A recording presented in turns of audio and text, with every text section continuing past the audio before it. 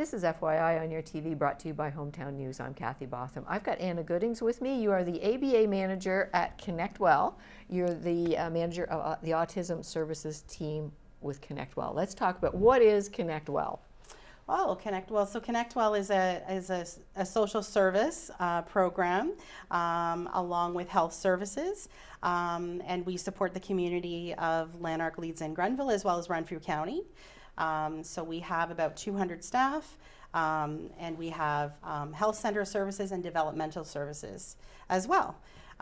So our program that I work primarily in is called the Applied Behavioral Analysis Program, and I work with the Autism Services team. And within our program, we have close to 30 staff that work to support autism services at Connect Well Community Health. And our program is located in Carleton Place at 30 Bennett Street. And we also have a smaller satellite office in Brockville at 100 Strauger Boulevard. All right, now this is called FYI, and I'm learning so much this morning just talking to you too. It's FYI for me. You've been around for more than 40 years. Yes, we have. Wow. We've been a very long-standing agency in the community. I myself haven't been with Connect Well then, or formerly known as Lanark Community Programs, but I worked very closely in partnership with another organization with Lanark Community Programs. And yes, they have a very long-standing relationship in the community. And initially really brought two different types of services together, the health services and the developmental services together under one umbrella and one organization. And then in the last few years, we've gone through some rebranding and have chosen our name as Connect Well Community Health. And yeah, we're pretty large, and we really endeavor to be out in the communities and connecting with our families in the communities and all of those programs. And I got a hold of you originally just to talk about autism as well too. So can we talk about autism? Yeah. What is autism?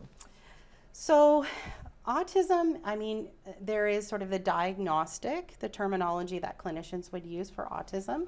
And I'm not really going to focus on that. I'm going to focus more on the individual experience of autism. So, you know, we understand that children are all unique and every family is unique, and so their experiences with autism are very unique. We may have children and youth who have some challenges around social interaction or social engagement or comfort socially. And again, it's a wide spectrum, so they could be, you know, anywhere on that spectrum. Some children have difficulties with communication, other children do not, or may have difficulties with communication in terms of whether they're verbal or nonverbal, or whether they're able to actually communicate their needs well. So perhaps they're verbal but struggle with getting out what they want to say.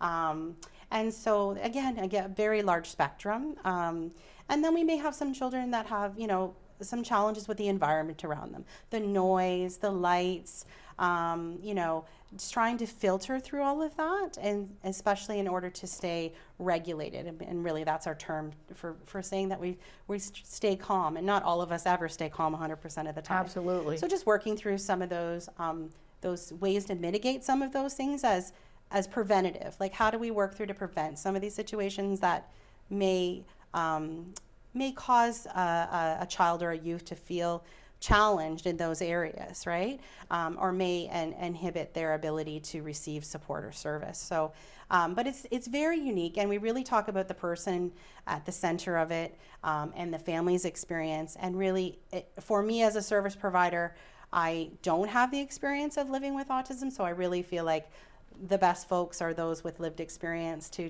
describe that. But I've learned that I'm still learning every day about autism.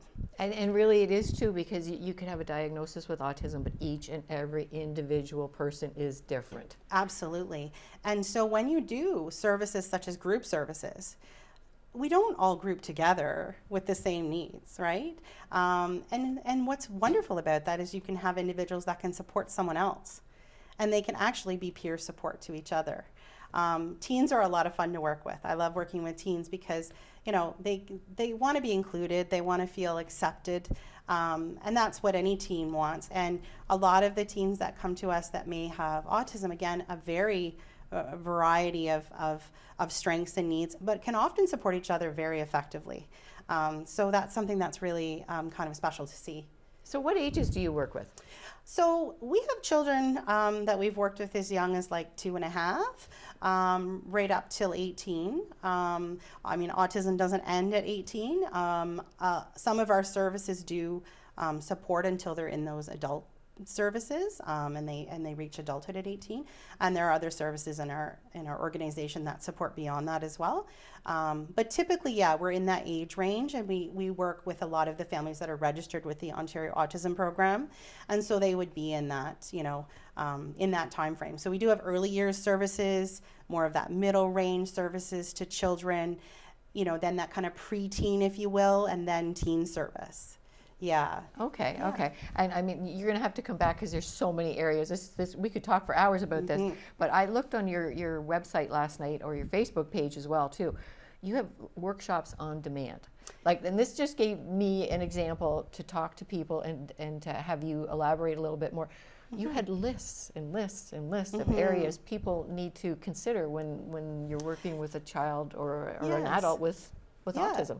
Yeah, and the idea for those are provided through our foundational family services, which is what the ministry supports and funds, and those are really to get parents started with some strategies at home. Give them some general information on a particular area that they might want to learn more about, and give them some strategies to try at home and work through some of those things maybe before they're engaged with other professional services or more intensive services. And we find most families, they just want to jump on, working on goals at home, and that's wonderful if we can give them some support to get them started with that. And for some, that may be all they need. And that list, it's probably 30. There's probably at least 30 presentations there, and that's been created over time in consultation with other service providers and with families, kind of letting us know what some of the goal areas are for them. So some of them might be geared towards younger kiddos and what their needs might be. And we talk about transitions, and we talk about things like toilet training, and some of them may be more about transitions as you're older, like how to use the internet more safely, and securely as a youth that's exploring that at that age. And so it's not to be the only support, but it's to be a good starting place, and then hopefully a bridge to work from for families. So you said earlier before we started taping too that parents are your first teachers. Parents are the first teachers in the home, yes, and they're the long-term teachers. We are here for a short time. And so it's really important to think about the parent experience and what the goals are for their child as a holistic approach. Like, what do they need and what do they want to focus on and move forward with? And that's really at the core of what we do in really family-centered planning. And we look at the strengths of children. We look at ways to increase their inclusion and their participation in the things that interest them and the things that they want to do. That's and again, key. That's key. Yes, and very individual from family to family as well. So those particular workshops, what I like about those is being on demand means a parent could just have a cup of tea at night, be in their pajamas, their child's gone to bed for the evening, and they could watch some of that. I find it sometimes hard. Parents are so busy now, working full-time jobs, maybe multiple kids in the home. I know sometimes that's hard for me to fit in, learn. It's not that I don't want to do it, but how does it fit? Right. So, and I do believe that, for some folks, being in person is also important. But we just feel like at this stage, this really allows families more choice in when they view and really take in that information. Okay. Now, you mentioned earlier, too, you're a big team. But yes. you as an applied behavior analyst, what is that you do? So I myself am not I'm not actually a board certified behavior analyst, but I do manage those folks on our team. So those are the behavioral clinicians that oversee behavioral programming. So they would do assessments on children, determine learning goals from that, and based on the needs of the family and what's been presented by the family, and then they would present or draft a plan for the family of how they might work on these goals, where and how often, and that's usually how that works. We also have a lot of other people in our team that support autism services. We have speech language pathologists, we have communication disorders assistants, we have occupational therapists, as well as mental health services, and we have a clinical psychologist on staff that oversees some psychotherapy, both individual and group services. Okay. So there is a lot of folks on our team.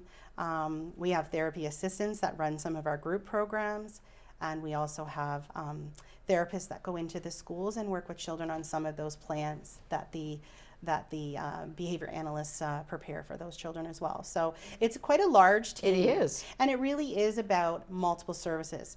Most families, they would like a menu of options available, right? Because again, not everybody fits the same mold. Right. And they may come and go, and they may participate in different services at different times. But what we've learned is that we need a holistic approach, and most Absolutely. families need multiple services. And like I said, to different varying degrees. That's right. It's very individual, very individual. Yeah. Well, I thank you for everything you do, and this cannot be the end of our conversation. I need to have you come back and maybe bring somebody with you as well, too. I would love from to. your team or somebody you're supporting. I'd love to hear more That from would be somebody like wonderful. that, too. So how do people get a hold of you if they need you? Right. So our main number, you can call at Bennett Street, 257-7121. We are also we have a website, connectwell.ca. And in addition to that, we have a Facebook page, so it's Connect Well Autism Services. So you can find a lot more about what we do there, how to contact us, reach out and ask questions. Yes. Excellent, And yes. share information about what you feel the needs are in the community. We are always open and willing and very eager to hear from folks about Absolutely. what we can do to improve upon our services and really meet their needs, in a meaningful way. It sounds like you have an open door at Connect We Well. do, yes. Excellent. That's good to Yes. know. Good to know. Well, thank you very much for joining us. Thank you. Anna Goodings from Connect Well, thanks for joining us today. Thanks.